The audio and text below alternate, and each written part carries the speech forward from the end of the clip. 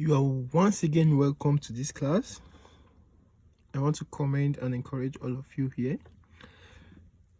So today we are going to be talking about some selected physics problems.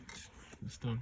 So brace up, get your calculator. We're going to be doing some punching.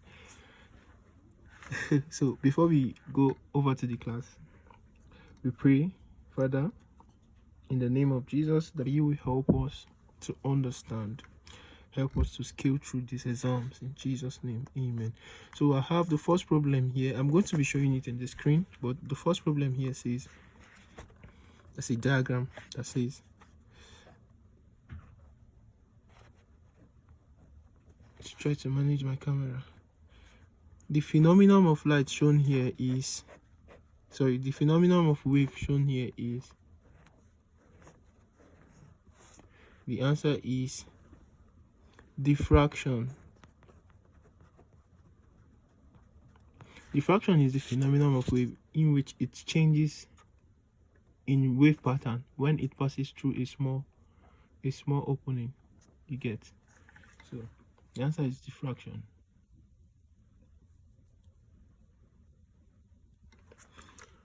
The other option, refraction, is actually when a wave travels from a less dense medium to a denser medium. It changes direction.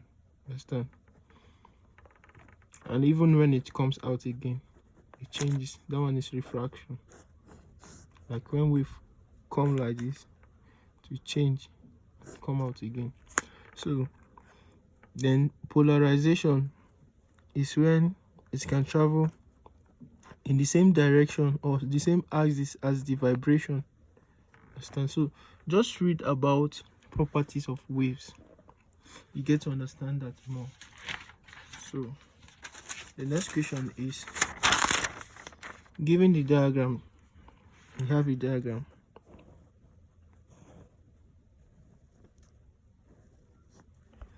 And you have a mass.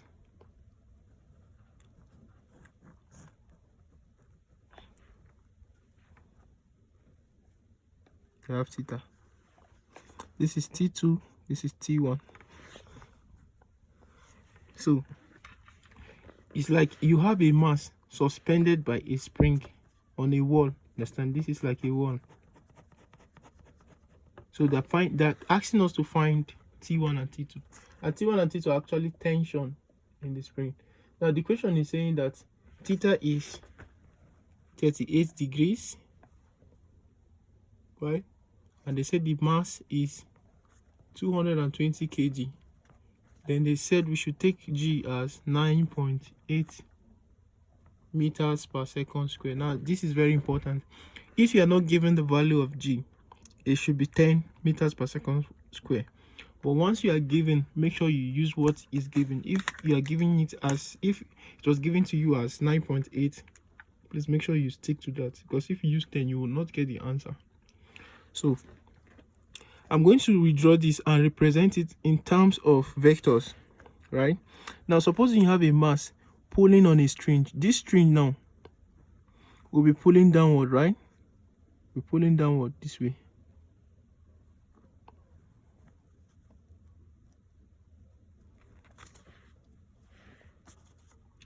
Now, sorry, not that. This mass will be pulling downward, right? So the reaction force will be upward. So it goes like this.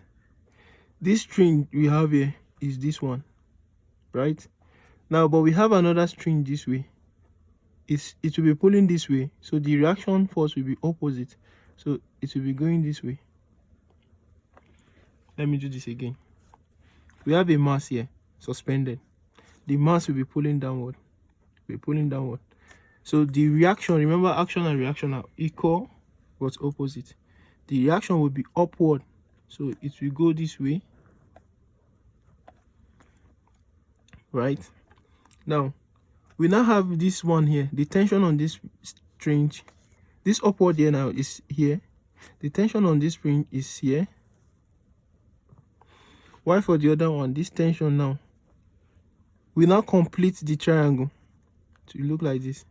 So this is M, this is T1, and this is T2, and this still remains our theta. So you have to make it to look like a triangle so that we can use polygon triangular law of vectors to solve it. Are we together? So from here, this mass now will generate a tension or a force. Remember that force is equal to what? Mass times acceleration, right? But acceleration in this case is acceleration due to gravity because it is being suspended on the air. So it's going to be mass times gravity. So force will be, what is our mass? 220 from this place times gravity 9.8. So what is 220 times 9.8? So the answer is going to be 2156 Newton. Are we together? So let me represent it on that triangle. So we have a triangle like this. Here is T2, here is T1, and here is 2156, and here is 38 degrees. Now to find T1 and T2, it's very simple. I'm just going to use my knowledge in mathematics to solve it. So if you have a triangle, you know the opposite, because this side facing this angle is the opposite. The longest side of the triangle is the hypotenuse. So we have opposite is 2156, hypotenuse is T1, then the adjacent is T2. This is the adjacent. So to find anyone, let me start with T1. If you want to find T1, T1 is what? Hypotenuse, right? What is the relationship between hypotenuse and opposite? Do you remember SOHCAHTOA? Yes, I know you do. So the relationship between hypotenuse and opposite is sine. So sine of the angle given, sine 38 degrees is equals to opposite, so means opposite of hypotenuse. So 2156 all over hypotenuse, which is T1. So sine 38 is you need to calculate. Sine 38 is 0.6157. So 0.6157 is equals to 2156 all over T1. So to find T1, we simply just cross multiply. So T1 will be equal to, okay, we'll cross multiply. T1 times this is T1, 0.6157 T1. Or no need, let me not take you through a long route. T1 will simply be 2156 all over 0.6157. So you just like exchanging, this one will come here, this number will come here. So you will get 3502 Newton. 3501.7 Newton. This is what you will get. So you approximate, because this answer is not in the option. You approximate. Take one from here because this is greater than 5. Add it here. That's rounding up. You get 3502 Newton. This is T1. So this is what we now have. The triangle. This place is 2156, and here is 3502. So let's find T2 now. There are a couple of ways to find T2. One is you can use Pythagoras theorem, and the other one you can also relate it as we did before. So let's relate it as we did before. T2 will be equals to 2156 all over cos, this is 38 degrees. Put together. So which will be 2156 all over cos 38 is 0.7813. So if you divide these two, you're going to get 2759.5. Now as before, you approximate. It's going to be 27. If you add 1 to 9, it becomes 10, but we can't write 10. I have to write 0 and take the other one to this place, so it becomes 60. So we are going to have 2760 Newton. So it means T1 is 3502 and T2 is 2760 Newton. So this is the tension in the rope. Now we've spent a couple of minutes solving one question, so you have to be up and doing. So that is it about that. After getting, let me just reiterate something.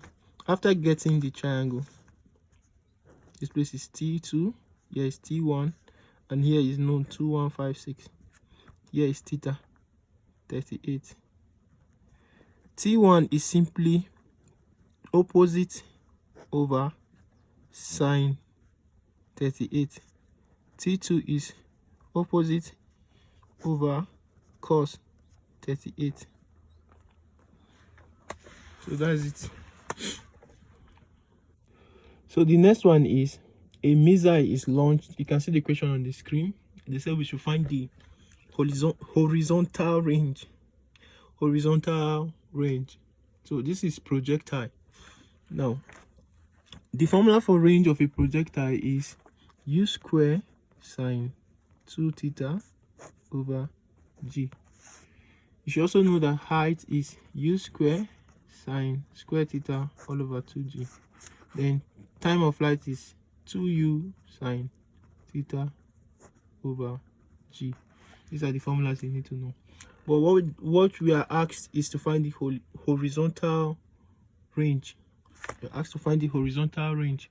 Now, we were given that the initial velocity or the velocity of projection is 75 meters per second. The angle of projection is 22 degrees. And acceleration due to gravity, you can see in this question, acceleration due to gravity is 10 meters per second. So you don't use 9.8. If not, you wouldn't get the answer. So we plug everything here into this formula. It's going to be r equals to u square, which is 75 square, sine 2 theta, which is 2 times 22 all over g, 10. So r is equals to 75 square means 75 times 75. So which is going to give us let me check it. Let me punch my calculator. It's going to give us 5,625. Then times sine 2 times 22 is 44. So sine 44. Okay, let me write it. Sine 44 all over 10. So this will be r equals to 5,625 times sine 44 is 0.6947, then all over 10. If you punch this times this divided by 10, the final answer is going to give you 390.75. Now if you look at the option, you'll see that this answer is not there. You have to approximate again, so it will be 390. Pick one from here because it's more than 5. Whenever the number is more than 5, like 5, 6, 7, 8, 9, you pick one from it and add it to this other one, so it becomes 391 meters. That's approximation. So this is the answer for that question. So let's go over to the next one. So make sure you note the formulas. Make sure you memorize the formula for projectile, range, height, and time. Very, very important. So the next one says, so for the next one, there's actually a table. It says, the question says, on a particular hot day, the temperature is 40 degrees Celsius. So theta is 40 degrees Celsius. And the partial pressure of water vapor in the air is, so partial pressure of water pressure in the air, partial pressure of water vapor in the air is 38.8 millimeter of mercury together. Then the question is, oh my god, sorry, what is the relative humidity? Now you have to know that relative humidity is the amount of water vapor present in the atmosphere. The amount of water vapor present in the atmosphere. if there are more water vapor in the atmosphere, if you wash clothes and spread it, it will be hard to dry. Why? If there are less water vapor, which is what happens in Harmattan, then the atmosphere will have high affinity for water. Understand? So when you spray your wet clothes, it's easily dries. Understand? So but the formula here now is relative humidity is equals to standard vapor pressure all over partial pressure. Now they said the temperature is 40 degrees Celsius. This table is just for us to find the standard vapor pressure. Are we together? So the table is the standard vapor pressure at 40. The standard vapor pressure is 55.3. So we write 55.3. Then we divide it by the partial pressure which we have been given, which is 38.8. So if you divide this, you're going to get, let me punch it. So there was a mistake in this formula. I'm sorry about that. I inverted it, and this is kind of a mistake you should avoid. Relative humidity is the partial pressure. PP means partial pressure. I'm just abbreviating. Then all over the standard vapor pressure. The SVP needs to be at the denominator. So the relative humidity is going to be, partial pressure is 38.8 millimeter of mercury. So 38.8 all over the standard vapor pressure from the table at 40 degrees Celsius is 55.3 millimeter of mercury. So 55.3. Remember, this is millimeter of mercury. So there will be no unit. In fact, the word relative means no unit at all, because you are comparing between two quantities that are having the same unit. So if you divide 38 and 55.3, you are going to get 0.7016. So but this option is not in, this answer is not in the option. So it means they solve theirs in percentage. You understand? So multiply this by 100, you're going to get 70.1. So the closest answer there is 70. So that's the answer. The relative humidity is 70 in percentage. So the next question, required to calculate the absolute pressure. You can see the question. Now the first thing you should do in any question is to bring out the quantities that you are given. Calculate the absolute pressure at the bottom of a lake at a depth. So the depth is equals to 32.8 meters. Assume the density of water is 1 times 10 raised to the power of 3 kilogram per meter cube, and the air above the pressure is, so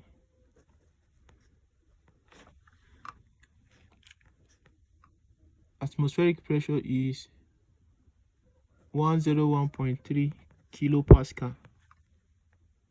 Then now we are given that take G is 9.8 meter per second square. Very important, don't use 10. Now we are required to find the absolute pressure. So absolute pressure, P absolute, this is the formula, is equals to atmospheric pressure plus density times gravity times height. Now this is a formula. Note it somewhere. I'm giving you a couple of formulas. Note them somewhere, because without formula, it will be difficult for you to scale through. So as we are solving, be writing out the different formulas so that you can memorize them later. So P absolute will be P naught, which is 101.3 kilopascal, right? Then plus the density of water is 1 times 10 raised to the power of 3, which is simply 1000. So we have 1000 times gravity 9.8 times height. Now what is the height? Height and depth are the same thing. So height is 32.8. We don't need any conversion here, since this is kilogram per meter cube and this is meter and this one is in pascal. So they are all in the same unit. No need for conversion. So it's going to be 101.3 plus If you multiply these three, let me get my calculator quickly. 1000 times 9.8 is 9,800. Then times 32.8 is 321,440. So when you add these two, 101.3, you're going to get 321,541.3. That is 321,541. So let me check the option. Is there any answer looking like that? If not, it means something went wrong somewhere. So you can see that there's no option like that, but we have it in 3 digits. Then it means it's in 1,000. That is, you have to divide this in 1,000. It's in kilopascal. You have to divide it. So it's going to be, if you divide this by 1,000, that is, you move the point, decimal point 3 times. 1, 2, 3. It's going to be 321.54. So the closest option is D, but the answer is wrong because I made a mistake. I just wanted to show you something. Now they know you're going to make this mistake, that's why they put that option there. So it is not 101.3. You can see the unit was in what? Kilopascal. So you need to multiply it by 1,000. That was the first thing. So it's going to be 101. Multiplying this by 1,000, you move this point 3 times away. So it's going to be 300. So instead of 101.3, it's supposed to be, let me use a different color. It's supposed to be 101,300, then plus 321,440. Now when you add these two, you're going to get 422,740. Now we now convert it back to kilopascal because all the answers are in kilo. So that means divide by 1,000. Move the points from outside 3 times behind. So it's going to be 422.74 kilopascal. This is the correct answer, which is option number A. You see how the options can be tricky. The mistake we made is, I said there was no need for conversion, but we'd have eliminated this kilo. This K here means kilo, which is times 1,000, so that it will look this way. Sometimes it might not be needed, understand? Okay, another thing I can do is actually to divide this one by 1,000, so that this one too will be in kilo, understand? To also be in kilopascal, so that I can now add them. So that is one thing. So the next question, number 7, says the terminal of a battery of EMF. Like I said before, you write out the units, the quantities. EMF is 24 volts. Internal resistance is represented with small letter r, is 1 ohm. 1.0 ohm is 1 ohm. Connected to an external resistor. So external resistance is capital letter R, 5 ohms. Find the terminal PD. We're asked to find V. So before that, there are 2 formulas that you need. You see another formula again. Make sure you're noting the formula somewhere. E is equals to V into R, small r plus big R. All together. No. I'm making a mistake. E is equals to I R plus R. Then the second formula you need is V is equals to E minus IR. Right? This V here is the terminal PD which we are required to find. This is question number 7. Yes. Why? This E is the EMF of the battery. So we just simply substitute. We start with the first one. E is equals to I into R plus R. E is 24, so 24 equals to I. No I here. Actually looking for I. So into I, R, sorry, which is 1 plus capital letter R, which is what? 5. So we have 24 is equals to I into 1 plus 5 is 6. So we have 24 equals to I times 6 is 6I. Remember, we're looking for I, so we divide by 6, divide this side by 6 also. So I will be equals to what's 24 divided by 6? 4. So I is 4 ampere. The current is 4 ampere. Now, the next thing is we find the V, which is what we are required to find. So V will now become E, which is 24, minus IR. I is 4. Then times R. R is internal resistance, which is what? 1. So V is equals to 24 minus 4 times 1 is 4. V is equals to 24 minus 4 is 20. And V is voltage, is measured in what? Volts. So this is the answer. Note this formula. The formula is more important. So the next question has to do with motion. You can see it on the screen. So let me write out the quantities. Acceleration is 4 meters per second square. Acceleration of the lorry. And it covers a distance is S equals to what? 250 meters in a time interval of 10 seconds. Then how far will it travel in the next 10 seconds? Let me call this T2. So a car is accelerating at 4 meters per second and it travels a distance of 250 meters in 10 seconds. So if it maintains that same acceleration, how far will it travel in the next 10 seconds? So that's what they're asking. So now, when it comes to motion, you're supposed to have the equations of motion at your fingertip. There are 4 equations of motion. The first one is S equals to ut plus half at squared. The second one is S equals to u plus v all over t times t, all over 2 times t. The third one is v equals to u plus at. The last one is v square is equals to u square plus 2as. These are the 4 equations of motion.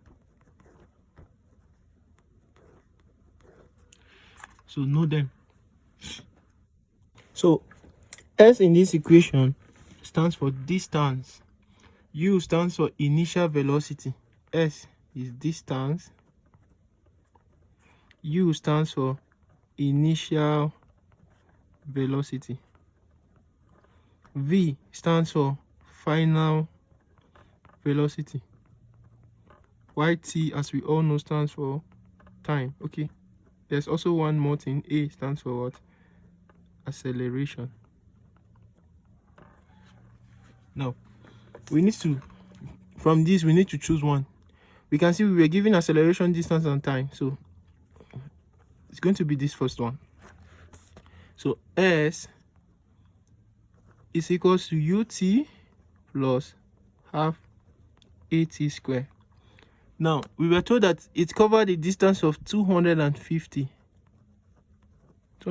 meters, right? So we say 250 is equals to ut. Now, what was the initial velocity of the lorry? Not given. So we are going to say u times t. T is 10 plus half.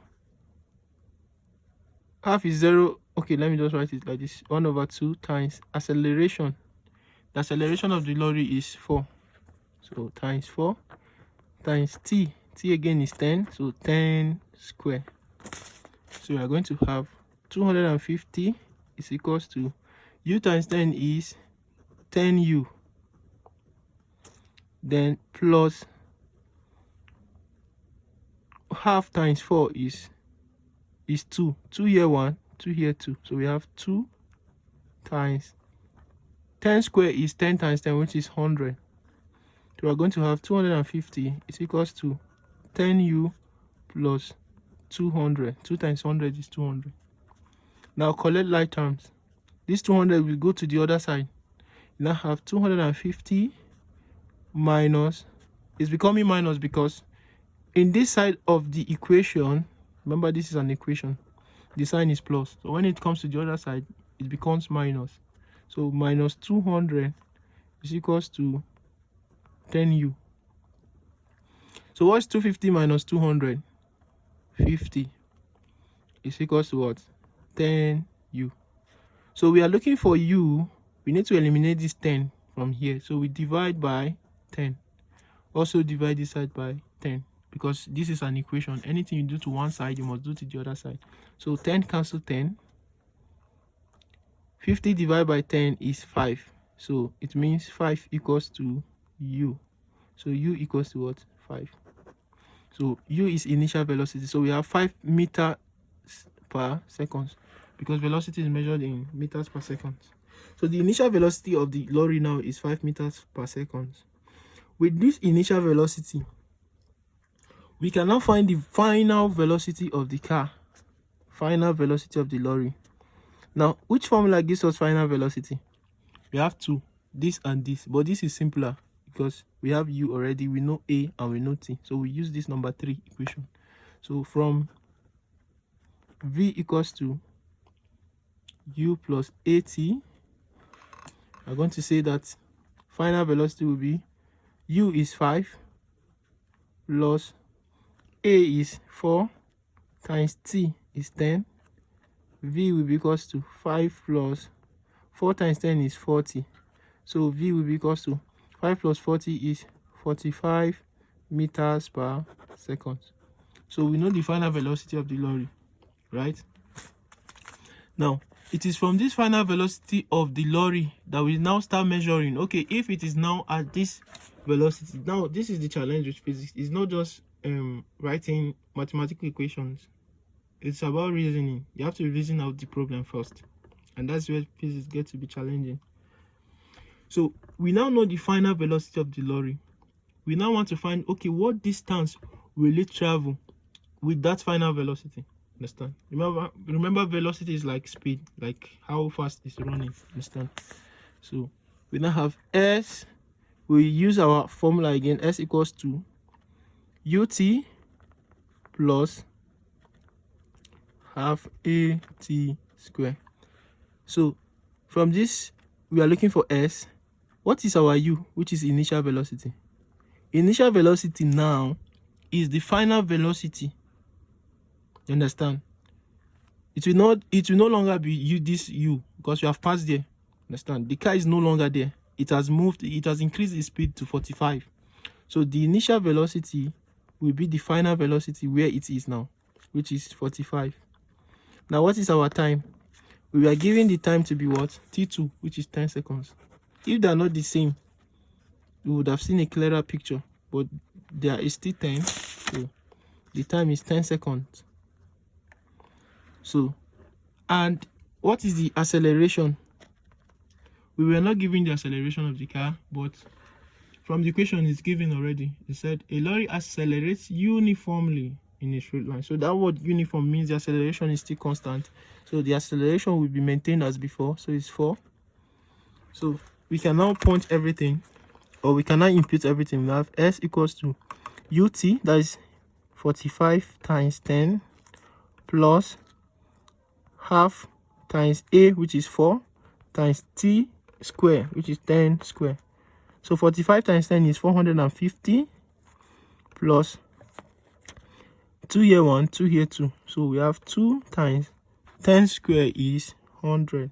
So we have 450 plus 2 times 100 is 200. So our s will be equals to 450 plus 200 is 650 meters. So the answer is 650 meters. You can see it in the option. Now, one quick advice is, if you see a question that you know would take you time and you don't know how to go about it, just guess and move on over to the next one. You understand? So, but this question is not hard. It's just you have to reason it out. Understand? Then number 9, the half-life of a radioactive material is 12 days. Then we are required to calculate the decay constant. Now the formula is decay constant is equals to 0.693 all over the half-life. This one is very straightforward. See, they try to balance up the question. There are some questions that will take you 3 minutes. There are some ones that will take you 30 seconds. Understand? So like this one now should take you 30 seconds. So I have 0.693 all over the half-life. Half-life is 12 days. So if you divide 0.693 by 12, you need a calculator to do this. You are going to get 0.05775 per day. So this is the constant. 0.05775 units of that quantity will decay per day. Understand? Which is option number D, if I'm not mistaken. Yes. So we go over to number 10. Is it number 10? For my question is number 10, but I'm not sure.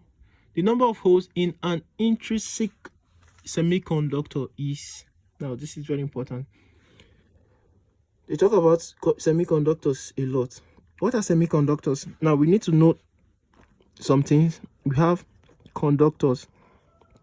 Conductors are those materials that allow electricity to pass through them. Understand? Or that can conduct electricity. But we have 3 types of materials: conductors, then we have insulators. Insulators are those ones that don't allow electricity to pass through them. Conductors, example, are metals. Example, iron, aluminium, understand, zinc, etc. Insulators, they don't allow electricity to pass through them. For example, if you have dry wood, electricity cannot pass through it. Understand? So water is also a conductor.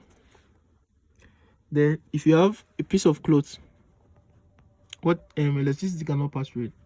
Now in between them is what we call semiconductors. Semiconductors. These are the ones that allow electricity to pass through them, but partially, not as conductors, but they are not entirely insulators. Electricity pass through them at some if some given conditions are met. You understand? And you find these semiconductors in, I think, group 5 or group 4 of the periodic table. One of them is silicon, boron, germanium, anyone. So these are what semiconductors are. Now we have 2 types of semiconductors. The first type is the intrinsic semiconductor.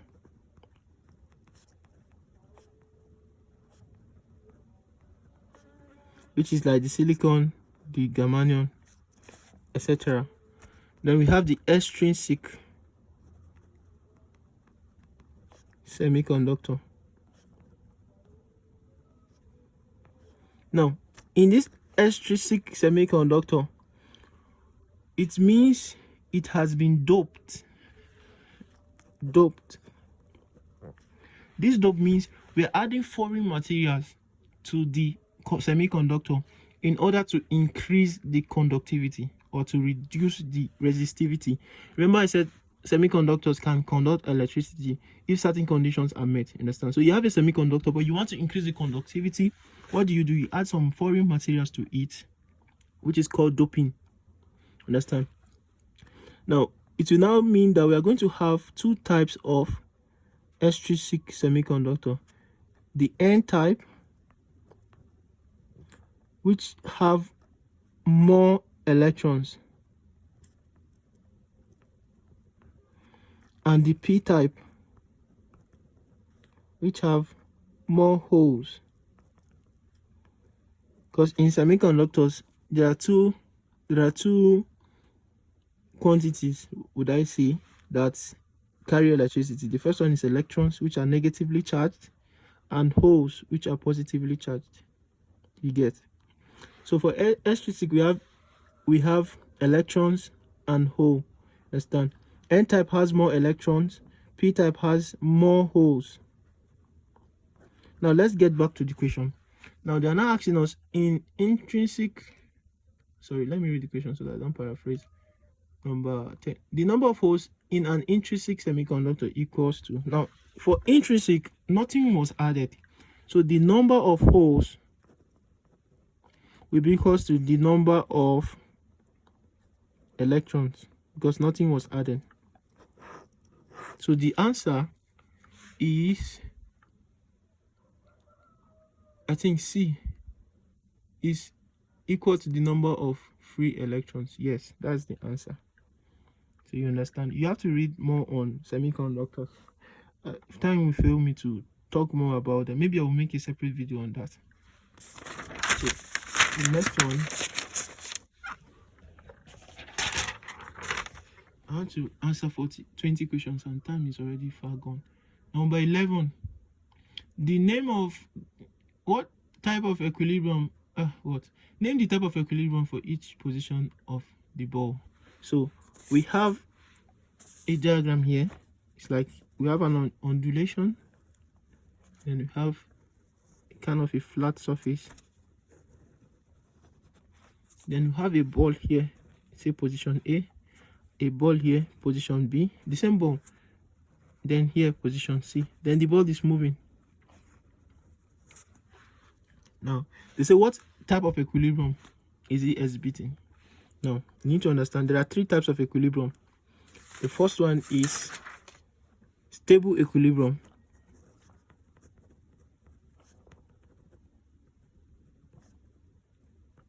Now stable equilibrium is a body is said to be in a state of or a position of stable equilibrium when on receiving a slight displacement it tends to return to its original position. For example, imagine you have a knife edge or a triangle. I would just say a triangle, then you push it a little, what happens? It comes to this position, right? It tilts, then come back. If you push it a little, it tilts and come back. So this is what stable equilibrium. It returns to its original position after being displaced. That pushing you are doing to it is called displacement in physics. Understand? Then we also have unstable equilibrium.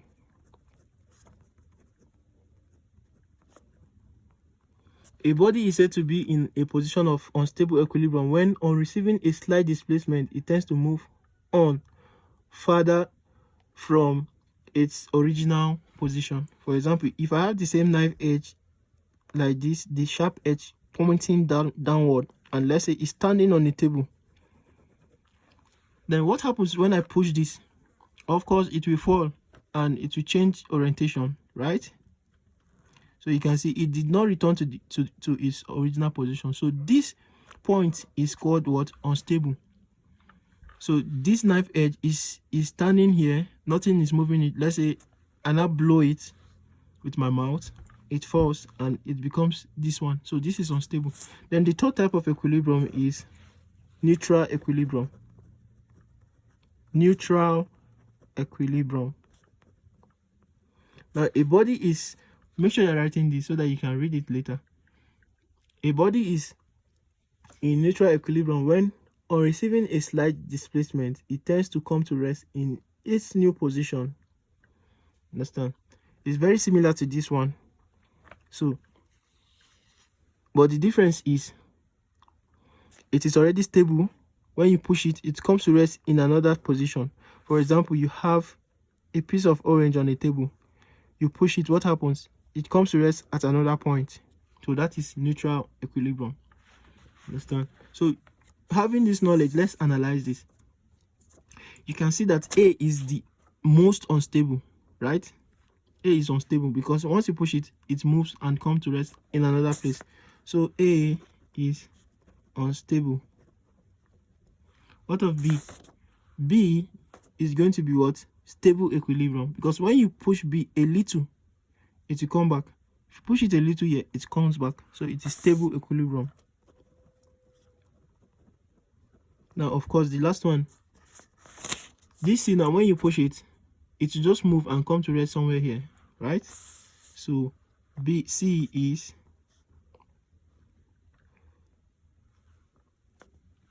what? Neutral.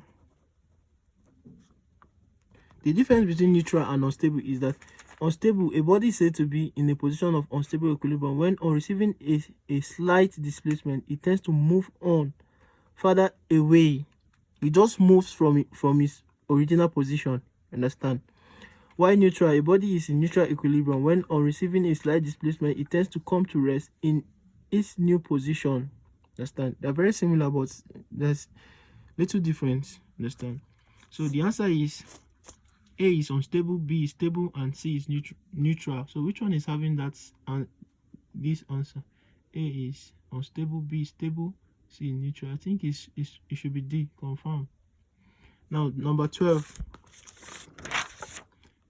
Rainbow formation is as a result of the combination of which of the following phenomena? Now, rainbow is formed basically because of dispersion. Guys, you know, light is made up of seven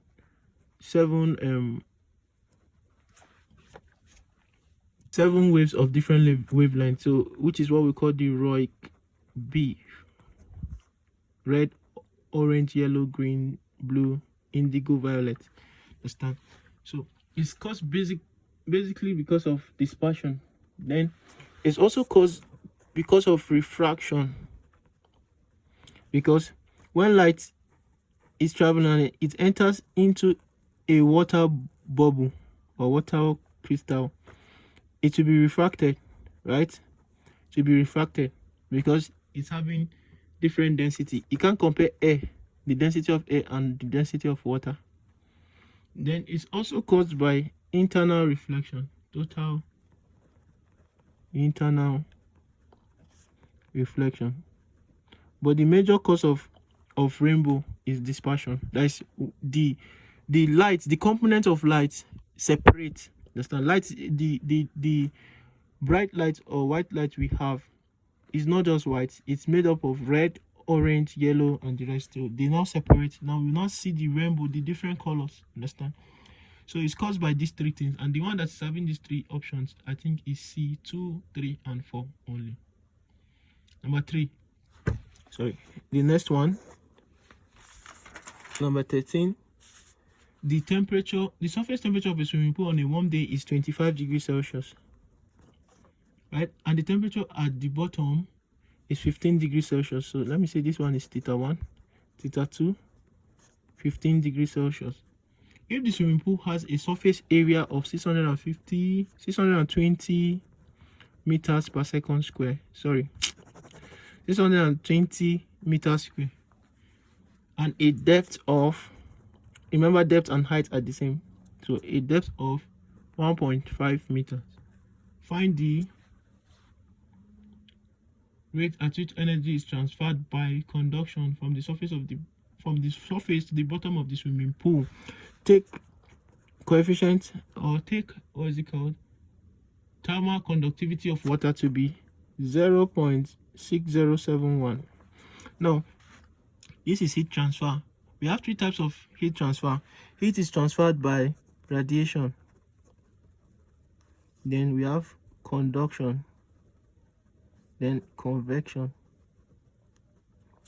Radiation is when there is no intermediary medium. Understand? For example, the heat coming from the sun is hitting the earth by radiation.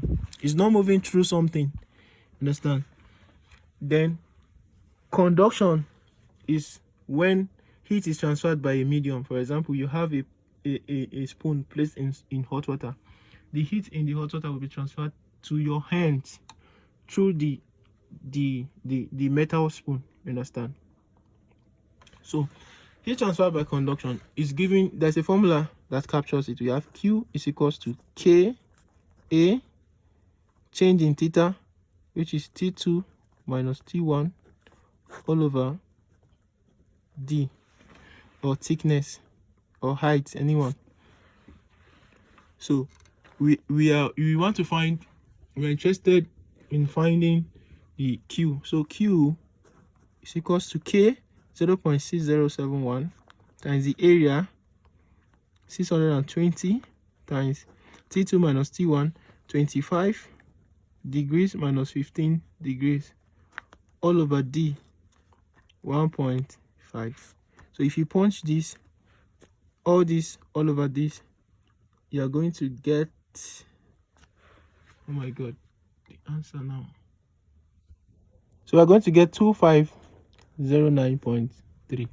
Now, as before, you can see this answer is not in the, this is what, this answer is not in the option, right? So, but you can see the answers are in kilo, so it means it's divided by 1000. Move these points back 3 times, so 1 2 3. It's going to be 2.5093 kilowatt, which is approximately 2.5 kilowatt. So the answer is A. Now the next one is saying, which process is responsible for the production of energy in stars? The process is nuclear fusion. Nuclear fusion.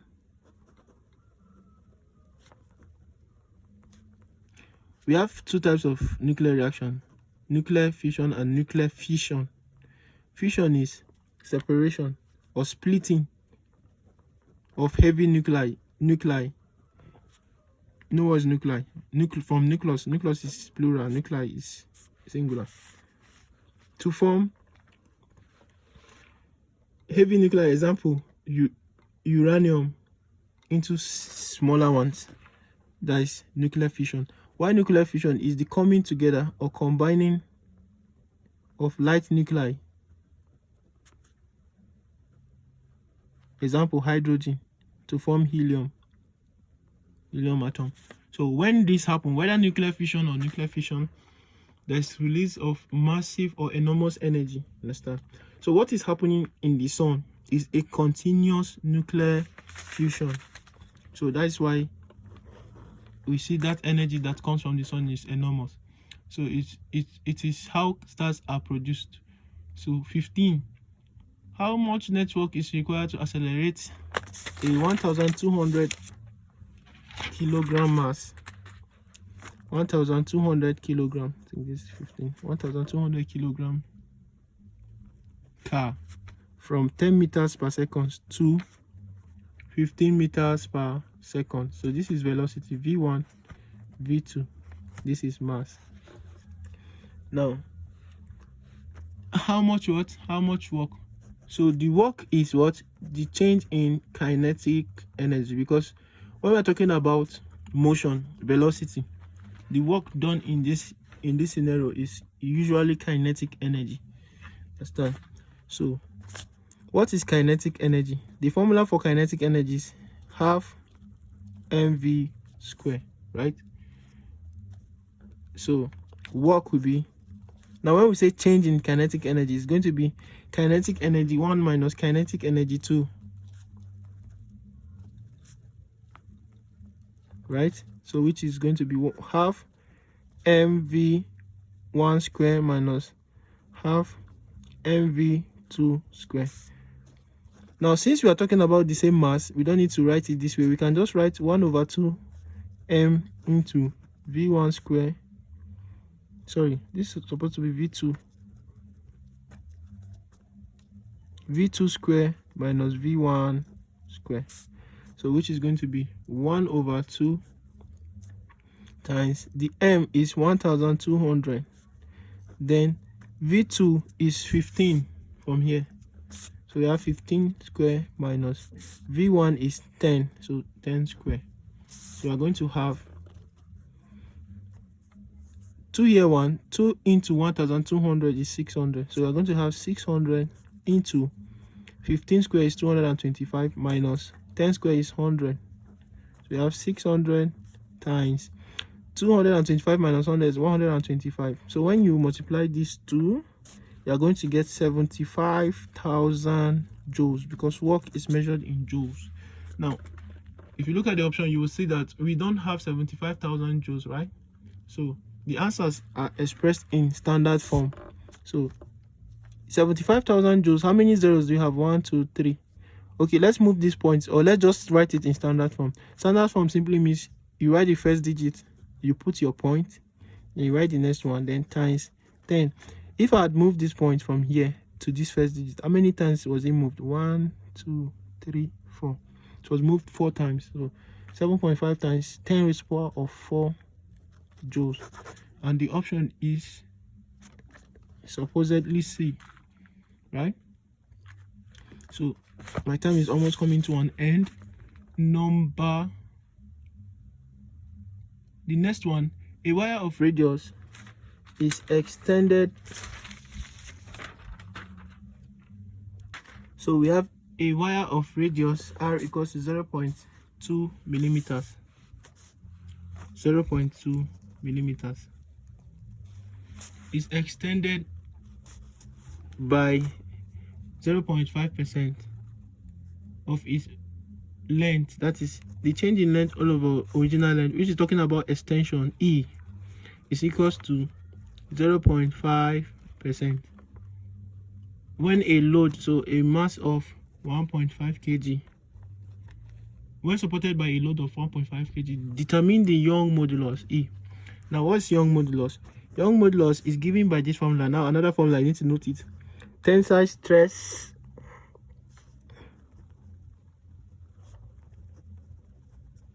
all over tensile strain. Right? Now, what is stress? Stress is force all over area.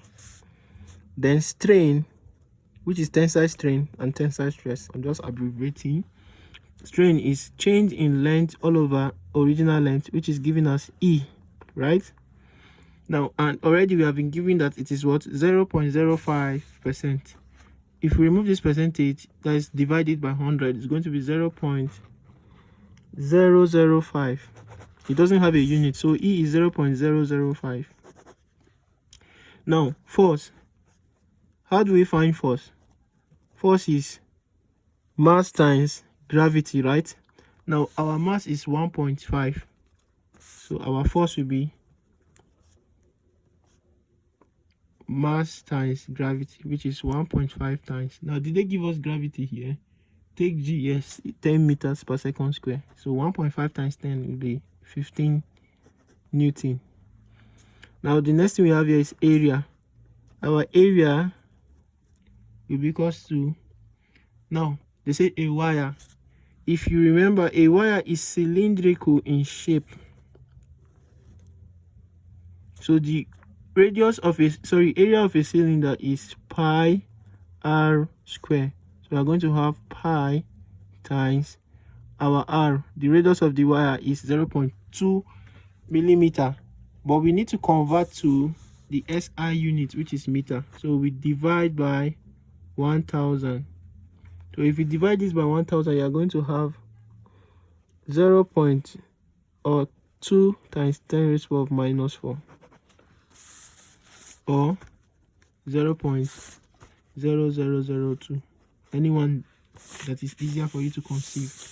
So we're going to have the radius is 0.0002 square. So if you multiply pi and this, okay, the value of pi is 3.142. So what is 3.142 times 0.0002 square? The area is going to be, if I'm not mistaken, it's going to be 1.257 times 10 raised to the power of minus 7. Just confirm it. Now, if you have area to be this, then we can now find our stress. Remember, stress is force over area. So our force, we found it to be 15. So we have 15 all over area, 1.257 times 10 raised to the power of minus 7. Our stress is gonna be something. So you take that value you are going to have, or let me punch it.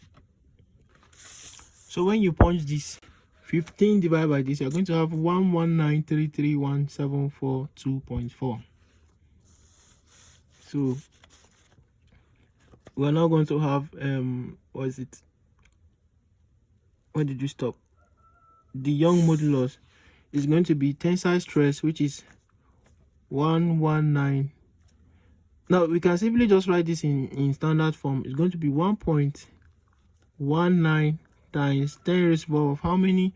times are we going to move this point? 1, 2, 3, 4, 5, 6, 7, 8 times 10 raised to the power of 8 all over the tensile strain is 0.05. So we have 0.05. Tensile strain 0.005.